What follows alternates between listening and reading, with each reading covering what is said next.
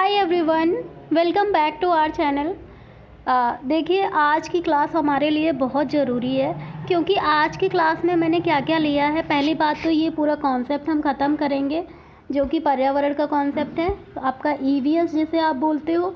उसके बाद हम मैप पोर्शन करेंगे क्योंकि मैप आपका बहुत पूछा जाता है, चाहे यूपी टेट हो या सी टेट हो, ठीक है।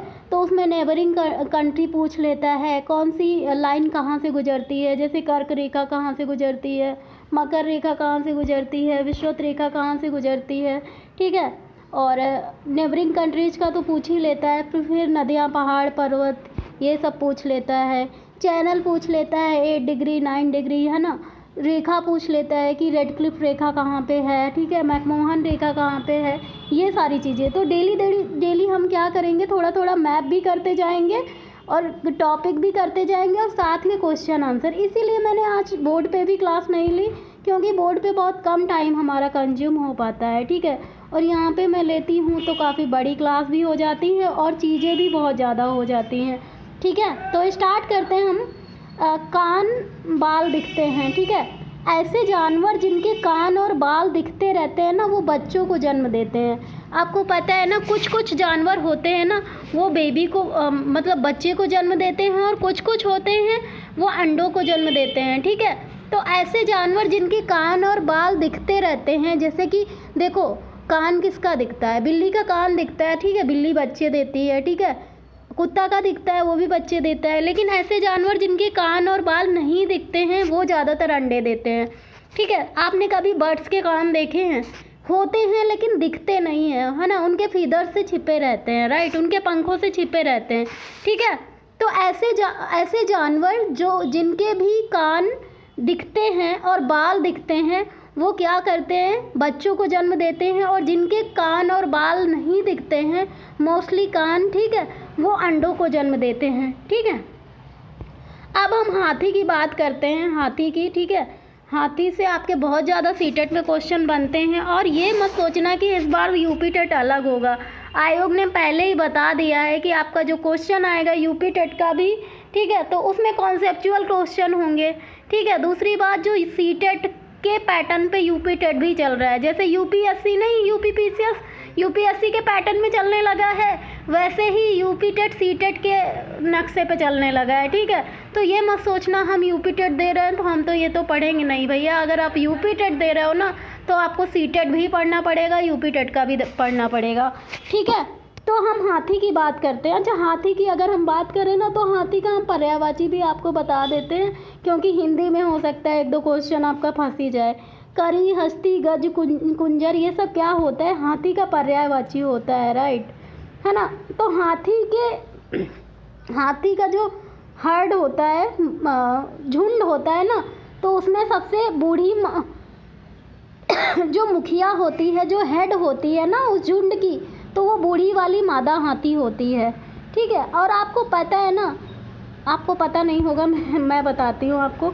जो चीज़ें नहीं पता है भाई मैं ही बताऊँगी ना आपको, मैं आपकी टीचर हूँ तो मैं बताऊँगी, ठीक है। तो हाथी के झुंड में क्या होता है कि ज़्यादातर 10 से 12, एक झुंड में कम से कम 10 से 12 13 हाथी होते हैं, ठीक है। औसतन 10 से 12 तक हाथी होते हैं एक झुंड में। और उस झुंड की मुखिया कौन होती है, बूढ़ी वाली मादा हाथी होती है, मतलब फीमेल हाथी होती है झुंड की मुखिया, ठीक है। ज़्यादातर हाथी क्या करते हैं, जो मतलब वो जो मुखिया हाथी होती है, फिर और हथनी होती होंगे ना झुंड में, उनके साथ में उनके बच्चे भी होते हैं।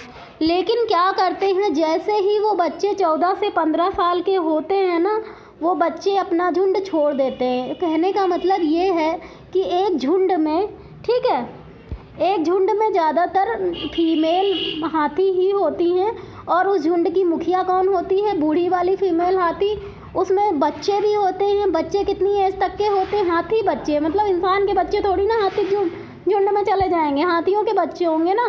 तो उनके साथ में जो बच्चे होते हैं वो 14 से 15 साल के बाद जो है झुंड छोड़ देते हैं, ठीक है, ये हो गया। अच्छा, अगर हम बात करें, एक क्वेश्चन और पूछा जाता है, प्रोजेक्ट एलिफेंट। देखो, एलिफेंट नहीं, हमने एलिफेंट लिख दिया, है ना, हमारे भी आजकल दिमाग ठिकाने नहीं रहते। एलिफेंट होगा नहीं, आप लोग कहने लगोगे ना कि मैम को तो स्पेलिंग तक नहीं आती है ना। तो यहाँ पे ज़रा एलिफेंट कर लेना, ELEPHANT, ठीक है। तो कोई वैसे कोई ग्रामेटिकल वाला स्पेलिंग कॉन्टेस्ट तो चल नहीं रहा है। बस आपको इतना याद रखना है कि प्रोजेक्ट एलिफेंट कब आया था, 1992 को। मोस्ट फेवरेट क्वेश्चन है, ये पूछा जाता है यूपी टेट सीटेट में, है ना। प्रोजेक्ट एलिफेंट 1992, और प्रोजेक्ट टाइगर भी बता दो इसी बहाने, है ना। प्रोजेक्ट टाइगर कब था, 1973, 1973, ठीक है। तो प्रोजेक्ट एलिफेंट 1992 को आया था, प्रोजेक्ट एलिफेंट 1992 को आया था, और प्रोजेक्ट टाइगर 1973 को आया था, ठीक है। अब हम बात करते हैं, एक हाथी एक दिन में कम से कम 100 किलो पत्ती वगैरह खा लेता है, जो भी उसका भोजन होता है, चाहे वो पत्ती हो चाहे टहनियाँ हो। आपसे ये नहीं पूछेगा कि वो कौन सा भोजन खाता है हाथी, आपसे ये पूछेगा कि आपसे ऑप्शन में दे देगा एक हाथी। देखो मैं आपसे बताती हूँ क्वेश्चन कैसे होंगे। एक झुंड, हाथी के एक झुंड में उसका जो मतलब मुखिया होता है वो फीमेल हाथी है, सही हो गया, ठीक है। एक हाथी दिन में लगभग 100 किलो भोजन खा लेता है, ठीक है। ऐसे करके क्वेश्चन पूछा जाता है। और हाथी की पता है क्या खूबी है कि हाथी 2 से 4 घंटे ही सोता है। मतलब जिसका हाथी जैसा शरीर हो, इतना बड़ा शरीर हो, ठीक है, उसके बावजूद वो बेचारा मतलब 2 से 4 घंटे ही सोता है। हम लोग देखो कितना सोते हैं, 8 से 9 घंटे, 10 घंटे, है ना। 24 घंटे भी कुछ लोग सोते होंगे, है ना। तो कुछ लोगों को सोना बहुत पसंद है तो वो तो सोते ही होंगे, है ना। लेकिन एक हाथी दिन में 2 से 4 घंटे सोता है, ठीक है। और हाथी दिन में कम से कम 100 किलो तक खा लेता है, ठीक है। उसका जो मील होता है ना वो 100 kg होता है। इसीलिए लोग जनरली बोलते हैं ना, कहावत है ना, हाथी को मतलब लाना तो आसान है लेकिन पालना मुश्किल है ना। कभी कभी लोग कह देते हैं कोई ऐसी चीज़ मंगाओ, जैसे एसी की जनरली हम लोग बात करते हैं ना, एसी का बिल ज़्यादा होता है ना जिसके घर में एसी लगा होता है, मेरे यहाँ नहीं लगा है ना। तो लोग बोलते हैं एसी तो ले आओगे लेकिन उसका बिल कैसे दोगे, मतलब बिल उसका ज़्यादा मैटर करता है ना। तो इसीलिए ऐसे ही हाथी होता है ना, हाथी को लाना आसान है लेकिन पाल पाना बहुत मुश्किल होता है, क्योंकि उसका डाइट ही इतना ज़्यादा होता है। कितना होता है, 100 kg डाइट होता है, राइट। मिट्टी, मड, कीचड़ जो मिट्टी होती है ना, गीली वाली मिट्टी, कीचड़ आपको याद होगा, अगर आप बरसात में कभी खेलते होंगे ना बरसात में, तो आपको कीचड़ बहुत याद होगा, है ना। लेकिन जानवरों को ये बहुत पसंद होता है कीचड़। क्यों पसंद होता है, जो कीचड़ होता है ना वो जानवरों की स्किन को ठंडक पहुंचाता है, ठीक है। उनकी त्वचा काफ़ी मोटी होती है ना, जानवरों की जनरली जो स्किन होती है वो मोटी होती है, और ठंडियों में ये स्किन ही जानवरों को प्रोटेक्ट करती है। भाई ठंडियों में तो प्रोटेक्ट करती है लेकिन गर्मियों में जानवर कहाँ जाएं, है ना। इसीलिए ज़्यादातर जानवर क्या होते हैं, पड़े रहते हैं तालाब में, कीचड़ में खेला करते हैं। जिस कीचड़ को देखकर हो सकता है किसी को घिन आ जाती हो, लेकिन जानवर क्या करते हैं, कीचड़ में खेलते रहते हैं, पड़े रहते हैं, लौटते मतलब लेटे रहते हैं, ठीक है। तो उनको मज़ा आता है ऐसा करने में, क्योंकि उनकी स्किन को ठंडक पहुंचाता है। भाई आपको गर्मी लगती है, आपने तो एसी लगवा लिया, अब बेचारे हराहा गोरू कहाँ जाएंगे, हराहा गोरू तो पता है गांव में यही बोलते हैं, मतलब हरा ही बोलते हैं, हमारे गांव में तो जानवरों को हरा बोलते हैं, है ना। तो जो हाथी होता है ना वो तालाब में, कीचड़ में पड़े रहते हैं ज़्यादातर। क्यों पड़े रहते हैं, क्योंकि उनकी स्किन को ठंडक पहुंचाता है, ठीक है। ये कीचड़ या मिट्टी उनकी स्किन को ठंडक पहुंचाता है, ओके। हाथी के जो कान होते हैं ना बिल्कुल पंखे जैसे होते हैं, बड़े बड़े, ठीक है। देखा है ना आप लोगों ने हाथी भाई, ऐसा कौन सा इंग्लैंड से कोई आया हो तो बता दो जिसने ना देखा हो, सभी ने देखा होता है ना यार, है ना। तो हाथी के कान एकदम पंखे की तरह होते हैं, बड़े बड़े होते हैं, और उनका प्रयोग वो जनरली अपने आप को हवा पहुंचाने के लिए ऐसे कान डुलाता रहता है, हिलाता रहता है कान, है ना, और ख़ुद को ठंडक पहुंचाता है। एक झुंड में लगभग 10 से 12 हाथी होते हैं, ठीक है। और इन 10-12 हाथियों में कौन होता है, ज़्यादातर मादा हाथी होती है और उनके बच्चे होते हैं। ये बात तो हमने आपको बता दी, है ना। तो आज ये हाथी वाला टॉपिक ख़त्म हो गया। अब हम थोड़ी सी बात कर लेते हैं मैप पोर्शन की। अगर हम बात करें, देखो यहाँ पे आपको 2-3 चीज़ें आप याद रख लो। यहाँ पे देखो ये जो दिख रहा है आपको जम्मू कश्मीर, ठीक है, ये नॉर्थ, ये जम्मू कश्मीर क्या है आपका, ये हो गया नॉर्थ हो गया, ये साउथ हो गया, और ये ईस्ट हो गया, ये वेस्ट हो गया, ये उत्तर हो गया, ये दक्षिण हो गया, ठीक है। नॉर्थ का मतलब उत्तर होता है, ये उत्तर हो गया, ठीक है। ये साउथ वाला पोर्शन हो गया, दक्षिण जिसे कहते हो। भाई हिंदी इंग्लिश सब मैं बता देती हूँ, क्योंकि यहाँ पे बहुत से अंग्रेज भी लोग हैं और बहुत से ऐसे लोग हैं जो ऐसी जगह, मतलब हम लोग जैसे हिंदी मीडियम वाले हैं ना। तो ये नॉर्थ हो गया, ये साउथ हो गया, मतलब ये उत्तर हो गया नॉर्थ वाला, और ये दक्षिण हो गया, ये पूरब हो गया, ये पश्चिम हो गया। इतनी बात समझ में आई है किसी को? ठीक है। तो अगर हम बात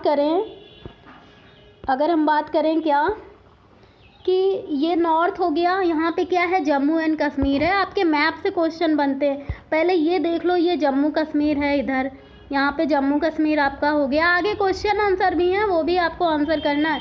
तो ये जम्मू कश्मीर वाला पोर्शन हो गया, ठीक है। अब यहाँ पे पाकिस्तान है, यहाँ पे चाइना बैठा हुआ है, ठीक है, यहाँ पे नेपाल है ना। फिर आगे देख लेते हैं, यहाँ पे नेपाल है, यहाँ पे क्या है, देखो यहाँ पे नेपाल हो गया। ये देखो हमारा यूपी है जहाँ पे हम रहते हैं, ठीक है, ये यूपी है, और ये बिहार है ना। हम आपको ऐसे दिखा रहे हैं जैसे देखा नहीं है। सब लोग कमेंट करके बताएंगे अपने अपने स्टेट के बारे में, कौन कौन से, है ना। तो ये राजस्थान हो गया, ये पंजाब हो गया, ठीक है, ये पंजाब वाला, ठीक है। सारे स्टेट ही अच्छे हैं, all state are very beautiful, लेकिन हमारा उत्तर प्रदेश सबसे महान है। द ग्रेट उत्तर प्रदेश, है ना। और ये नागालैंड हो गया, मजाक कर रही हूँ। सारे स्टेट अच्छे हैं, है ना, सबके फोक डांसेस अच्छे हैं, है ना।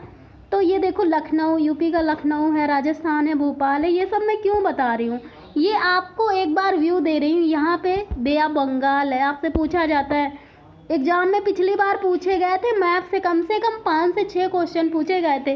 तो बे ऑफ बंगाल कहाँ पे पड़ता है, जस्ट आपका इधर उड़ीसा के पास में, छत्तीसगढ़ उड़ीसा टच करता रहता है, ठीक है।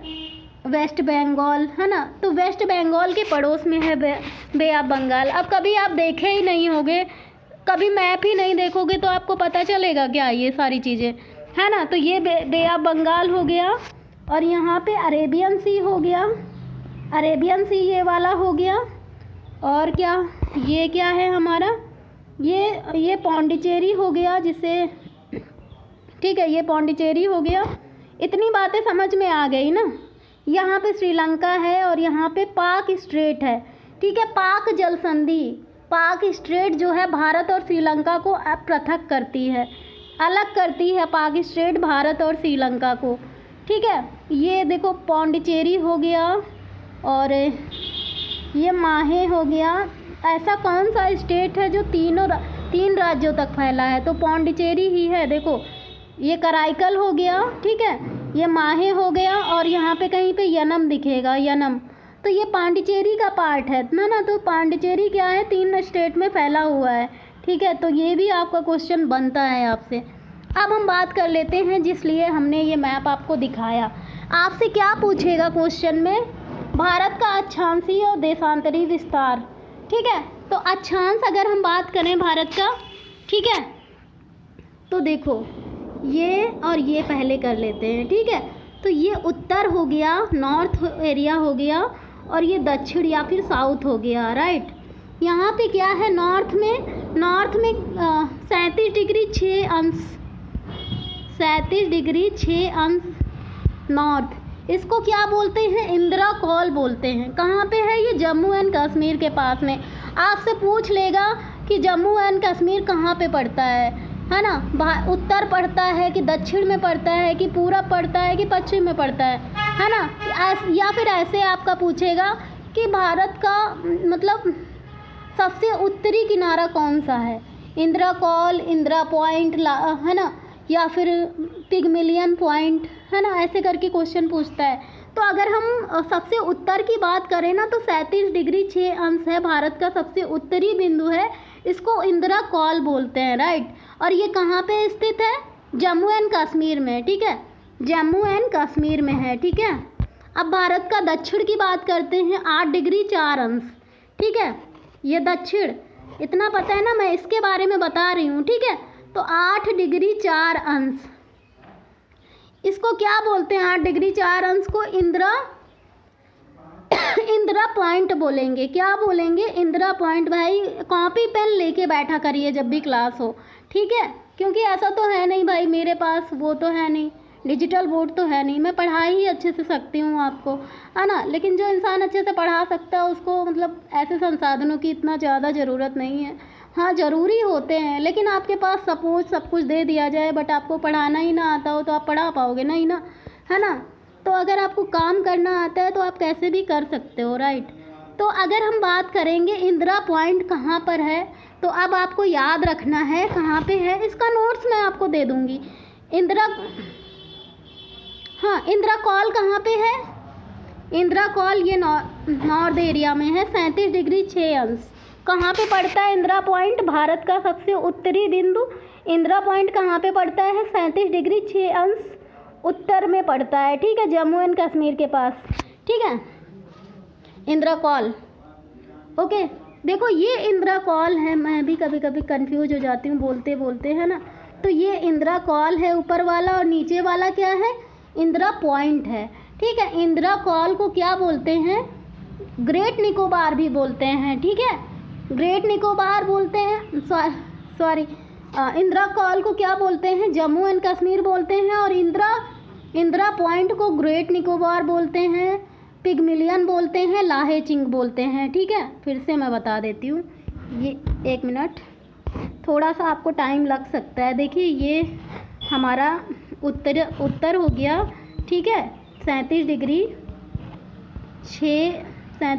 6 अंश, ठीक है। इसको क्या बोलेंगे? इंदिरा कॉल बोलेंगे, नोट करिए, इंदिरा कॉल बोलेंगे, ठीक है।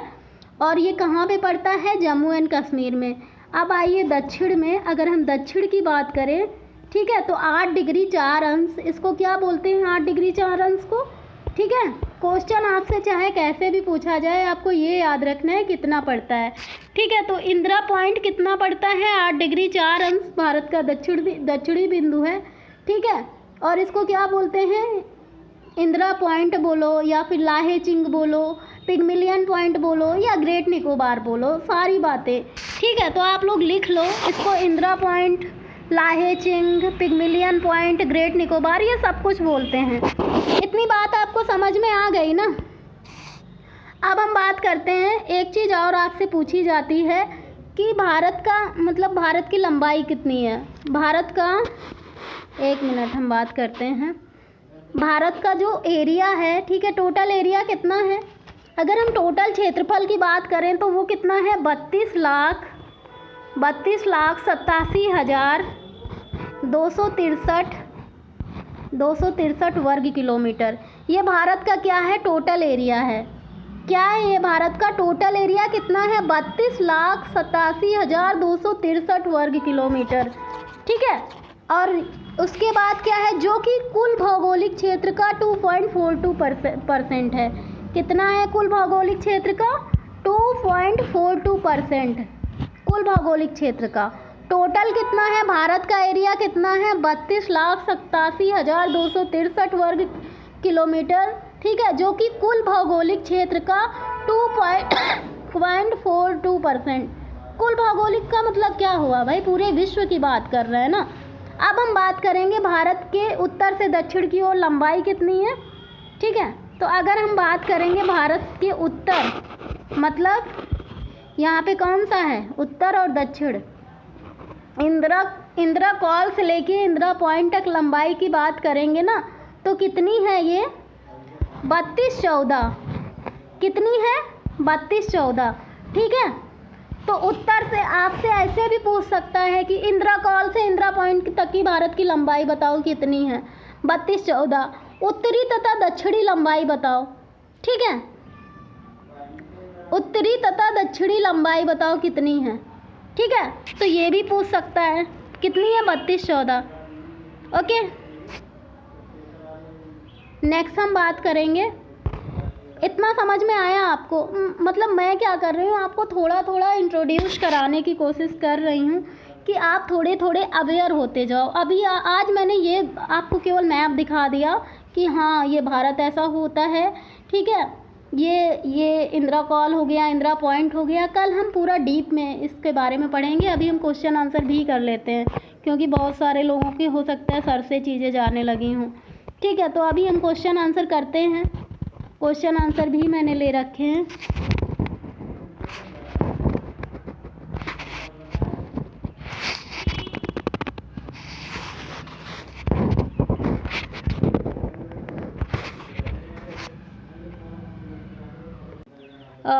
केचुए को किसानों का मित्र माना जाता है। क्यों माना जाता है केचुओं को किसानों का मित्र?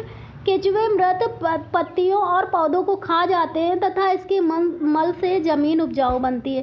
केचुए क्या करते हैं, जितनी भी पत्तियां होती हैं सड़ी गली और सड़े गले जो पौधे होते हैं उनको खा जाते हैं, ठीक है। और जो केचुए का मल होता है, जो वेस्ट मटेरियल होता है केचुए का, इससे ज़मीन जो होती है फर्टाइल होती है, ठीक है। तो ये बात तो हमारी बिल्कुल सही हो गई, ठीक है। ये बात हमारी बिल्कुल सही हो गई। ओके, केचुआ खरपतवार खाते हैं जिससे मुख्य फसल की रक्षा होती है, ठीक है। नेक्स्ट देखते हैं। केचुए ज़मीन में छेद बनाते हैं जिससे ज़मीन पोली हो जाती है। बिल्कुल सही बात है, ठीक है। केचुओं द्वारा बनाए गए छेदों को ज़मीन को आसानी से हवा और पानी मिल जाता है। देखो कौन सा सही हुआ हमारा? केचुए मृत पत्तियों और पौधों को खा जाते हैं जिससे इनके मल से ज़मीन फर्टाइल होती है। ये बात सही है, ठीक है। केचुए खरपतवार को खाते हैं। भाई केचुए खरपतवार नहीं खाते हैं, ठीक है। ए सही है, बी गलत हो गया, ठीक है। केचुए ज़मीन में छेद बनाते हैं जिससे ज़मीन तो पोली हो जाती है, ये भी सही है। तो बी गलत है केवल, ठीक है। और सी क्या कह रहा? हाँ, ज़मीन पोली हो जाती है। केचुओं द्वारा बनाए गए छेदों से ज़मीन को आसानी से हवा और पानी मिल जाता है, ठीक है। तो बिल्कुल सही बात है। हमारा कौन सा सही हुआ? बी वाला गलत हुआ, बाकी सब सही है, ठीक है। बी गलत हुआ, बी गलत हुआ, ठीक है। तो कौन सा सही हो रहा है? सी डी ए, है ना। जब बी गलत हो गया तो सी डी ए ही तो सही हुआ ना, तो ये सही हो जाएगा हमारा। नेक्स्ट क्वेश्चन देखिए, आप लोग आंसर दीजिए। आमतौर पर ऐसा माना जाता है कि रात में जागने वाले जानवरों को हर चीज़ का रंग कैसा दिखता है? भाई हर चीज़ का रंग रात में जागने वालों जानवरों को कैसा दिखता होगा? इसका आंसर आप लोग बताओगे, मैं नहीं बताऊंगी। मतलब ऐसे बच्चों वाले क्वेश्चन भी मुझे ही बताने पड़ेंगे, है ना। तो ये क्वेश्चन का आंसर मैं नहीं बता रही हूँ, आप लोग कमेंट करके बताओ। ये पता नहीं कैसे ये क्वेश्चन आ ही गया, ठीक है। तो ये क्वेश्चन कमेंट करके बताएंगे, ठीक है। इसीलिए मैंने इस क्वेश्चन को लिया हुआ है। रात में जागने वाले जानवरों को क्या है, हर चीज़ का रंग कैसा दिखता है? भाई कमेंट फास्ट। और जो कोई कमेंट करेगा ना, जिसका आंसर सही होगा ना, उसको फिर मेरी तरफ से एक टेस्ट सीरीज फ्री में दी जाएगी, ठीक है। नारियल डली हुई किसी भी करी के साथ उबला हुआ टैपियोका निम्नलिखित में से कहाँ का प्रिय भोजन है? ये एपियोका कहाँ खाया जाता है? भैया केरल में ये सारी चीज़ें खाई जाती हैं ज़्यादातर, ठीक है। तो ये टैपियोका याद रख लो, करी के साथ बस एक चीज़ याद रखनी है, टैपियोका, ठीक है। तो केरल में खाया जाता है, ठीक है। नेक्स्ट क्वेश्चन है हमारा, स्थानों, दूरियों और दिशाओं की सापेक्ष स्थिति को समझने की क्षमता को क्या कहते हैं?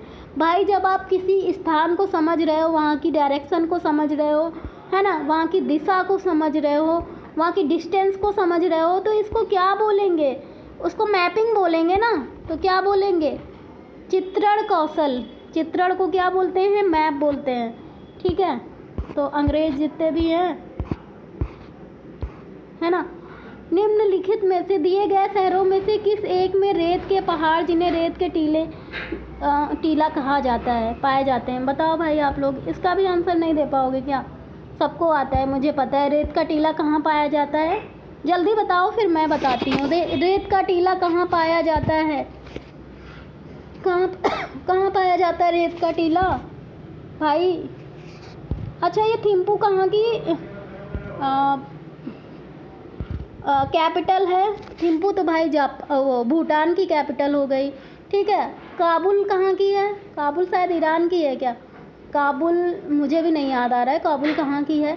ठीक है, पहली बात ये जान लो आप, रेत का टीला पाया जाता है आबू धाबी में।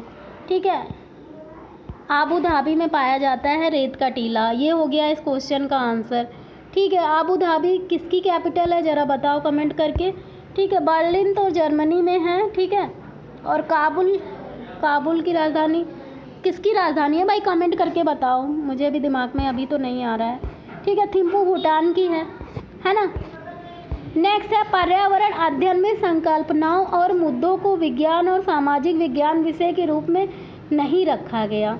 ठीक है, पर्यावरण अध्ययन में क्या किया, जितनी भी संकल्पनाएं हैं और मुद्दों को विज्ञान और सामाजिक विज्ञान विषय के रूप में नहीं रखा गया। क्यों नहीं रखा गया? सीबीएसई के द्वारा पर्यावरण अध्ययन के पाठ्यक्रम को इसी प्रकार से निर्धारित किया गया है। क्या सीबीएसई द्वारा पर्यावरण को इसी प्रकार से निर्धारित किया गया, या फिर इस आयु वर्ग के बच्चे अपने परिवेश को समग्र रूप से देखते हैं? ठीक है, या फिर यह शिक्षण अधिगम की एक अच्छी युक्ति है? ठीक है, या फिर पाठ्यक्रम के भार को कम करने के लिए? भाई जहाँ भी परिवेश आ जाए, जहाँ बच्चे समग्र रूप से ऐसा देखते हैं, जहाँ पे बच्चों के हित की बात कही जाए ना, वहाँ पे ऐसा क्वेश्चन सही होगा। ठीक है, तो पर्यावरण अध्ययन में क्या होता है, जनरली संकल्पनाओं और मुद्दों को विज्ञान और सामाजिक विज्ञान विषय के रूप में नहीं रखते हैं ना, क्योंकि मतलब इस एज में संकल्पनाएं मुद्दे हम लोग नहीं रखते हैं, क्योंकि इस आयु में बच्चे ना, जो उनका वातावरण होता है, जो उनका परिवेश होता है, उन्हें वही दिखाई देता है, वो उसी से समझते हैं हर चीज़ें, क्योंकि बच्चे होते हैं छोटे। ठीक है, नेक्स्ट है हमारा, नेक्स्ट क्वेश्चन है, पर्यावरण अध्ययन की अपनी कक्षा में समूह क्रियाकलाप का कार्य करते हुए आप निम्नलिखित विचारों में से किसका ध्यान रखेंगे? बच्चों की रुचियों का ध्यान रखेंगे। ठीक है, पर्यावरण जब आप पढ़ा रहे हो, ठीक है, क्रियाकलाप करा रहे हो, मतलब एक्टिविटी करा रहे हो, तो क्या करोगे? बच्चों की रुचियों का ध्यान रखोगे। मतलब सही बात है, बच्चों की रुचियों का ध्यान तो रखना ही चाहिए, है ना। बच्चों की रुचियों का ध्यान तो रखना ही चाहिए। ठीक है, ओके, तो बच्चों की रुचियों का ध्यान, कहाँ चला गया क्वेश्चन?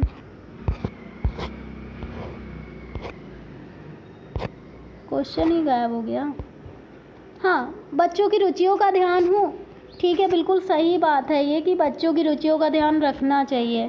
ठीक है, लड़कों और लड़कियों को समान रूप से रुचिकर लगे।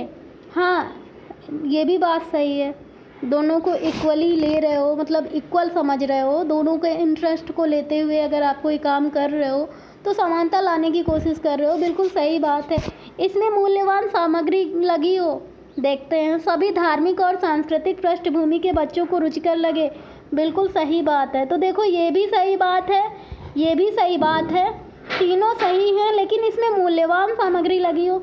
यार, हम हमेशा कम संसाधनों की बात करते हैं, हमारा खर्च कम हो और चीज़ अच्छी मिल जाए, है ना, हमेशा हम सस्ते की ओर भागते हैं। ठीक है, तो हमें कम रिसोर्सेस में अच्छा आउटपुट मिल जाए, हम इसकी बात करते हैं, ना कि हमको ज़्यादा एक्सपेंडिचर करना है, ज़्यादा खर्च पे हम कभी बात नहीं करेंगे। ठीक है, तो सी वाला गलत हो जाएगा, ए बी डी सही हो जाएंगे। तो कौन सा वाला सही है भाई, आप लोग आंसर निकालो, कौन सा सही है, कमेंट करके बताओ कौन सा सही है। मैं नहीं बता रही इसका आंसर, मैं नहीं बता रही, बस इतना बता दिया, अब सी वाला गलत है, बाकी आंसर आप लोग जान जाओ, है ना। तो ए बी डी पहले ही सही है ना। नेक्स्ट है हमारा, हमारे देश के लगभग सभी भागों में मिर्च का उपयोग, देखो ये वाला क्वेश्चन आया था पेपर में, हमारे देश में ज़्यादातर लोग मिर्च बहुत खाते हैं, उनको कड़वा बहुत पसंद होता है। बतासे वाले के यहाँ जाएंगे, भैया और मिर्ची डालो, है ना, चाहे बाद में हालत ही ख़राब हो जाए। ठीक है, भोजन पकाने में ज़्यादातर मिर्च का यूज करते हैं। ये मिर्च आया कहाँ से था, किसी को पता है ये मिर्च कहाँ से आया था?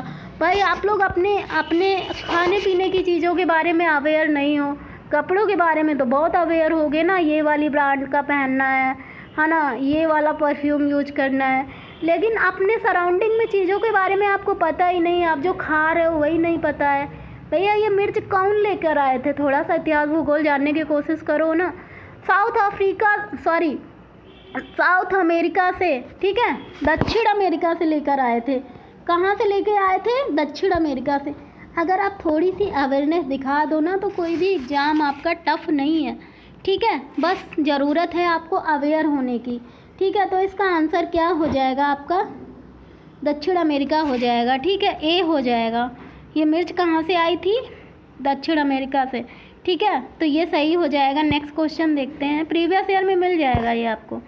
पशुओं की त्वचा पर विविध प्रकार, आपका फेवरेट क्वेश्चन आ गया है ना, ये तो आपने पढ़ ही रखा है। पशुओं की त्वचा पर विविध प्रकार के पैटर्न पाए जाते हैं, डिजाइन पाए जाते हैं। ऐसा क्यों होता है भाई?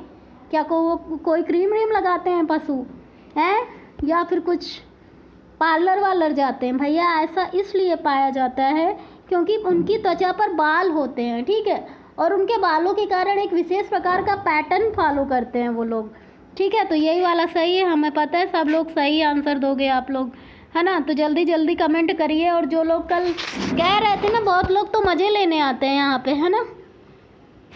पढ़ लो भैया, मज़े बाद में ले लेना। मैं तो उन लोगों से यही कहूँगी, नाम ले लो भाई, नाम ले लो, नाम ले लो कहते रहते हो रोज़ आप लोग। नाम में क्या रखा है बताओ? नाम में कुछ रखा है क्या? मैं ले लेती हूँ नाम, लेकिन नाम में कुछ रखा हो तो बताओ, फिर मैं नाम ले लूँ, ठीक है। नहीं लूँगी मैं नाम, जाओ।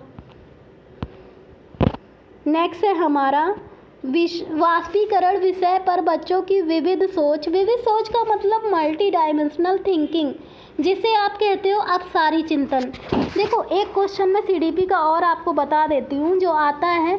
अपसारी चिंतन का मतलब होता है जब एक बात के बारे में आप ऐसे भी सोच सको, जैसे मान लो आपको कोई छोटी सी दुकान खोलनी है, ठीक है। आप सोचते हो कि मैं इस दुकान को चौराहे पे खोलूँगा, वहाँ ज़्यादा भीड़ आती है, मैं इस दुकान को ऐसे डेकोरेट करूँगा, यहाँ पे ज़्यादा कस्टमर आएंगे, ऐसे करूँगा। आप अलग अलग तरीके से सोच रहे हो ना उस दुकान को डेवलपमेंट करने के लिए, ठीक है। लेकिन जब आप कोई काम कर रहे हो बस घुमा फिरा के एक ही जगह सोच पाते हो, ठीक है, बस एक ही बात सोच पाते हो, तो उसको क्या कहते हैं? अभिसारी चिंतन। जब आप सेंट्रलाइज हो जाते हो, जब आप अपना दिमाग नहीं लगा पाते हो, बस एक ही घूम फिर के एक ही बात, उसे क्या कहते हैं? अभिसारी चिंतन। केंद्रित हो रहे हो एक जगह। लेकिन जब आप बहुत दिशा में सोच रहे हो, अलग अलग तरीके से सोच रहे हो, तो उसे अपसारी चिंतन बोलते हैं। और हमेशा अपसारी चिंतन को ही बढ़ावा दिया जाना चाहिए, ठीक है। तो वाष्पीकरण विषय पर बच्चों की विविध सोच का आकलन करने के लिए कौन सा प्रश्न एक नमूना हो सकता है? क्या होता यदि जल चक्र होता ही नहीं? जल चक्र के सोपानों की सूची बनाकर तैयार करो। जल चक्र का आरेख बनाइए और उसे नामित कीजिए। जल चक्र के 5 लाभ बताओ, ठीक है। 5 लाभ बता सकते हो, जल चक्र का आरेख भी बता सकते हो। भाई 5 लाभ तो कोई भी बता के दे देगा, ठीक है। 5 लाभ ज़्यादा से ज़्यादा कितने? 10, 20, 50 लाभ होंगे, बता देगा हर बच्चा, ठीक है। आरेख भी बना ही देगा, सोपानों की सूची बनाने में क्या तैयार कर देगा। लेकिन अगर आप ऐसा क्वेश्चन देते हो ना, क्या होता अगर जल चक्र होता ही नहीं, तो बच्चे क्या करेंगे? सोचेंगे, ठीक है। क्रिएटिविटी आएगी, उनकी सोच जो है अलग अलग दिशाओं में जाएगी, हर बच्चा अलग डायरेक्शन में सोचेगा। इसे ही कहते हैं मल्टी डायमेंशनल अप्रोच, ठीक है, मल्टी डायमेंशनल थिंकिंग। तो बच्चों को एक क्रियात्मक सोच की तरफ ले जाना है, आपको एक थिंकिंग एबिलिटी डेवलप करना है, ठीक है। तो आप ऐसा क्वेश्चन वाष्पीकरण विषय पर बच्चों की विविध सोच का आकलन करने के लिए आप क्या कहोगे कि क्या होता यदि जल चक्र होता ही नहीं, तो हम लोग क्या करते बताओ, है ना। तो इसमें हर बच्चे का आंसर अलग होगा, है ना। तो ए वाला सही हो जाएगा, ठीक है। ये मल्टी डायमेंशनल थिंकिंग को बढ़ावा देगा, ठीक है।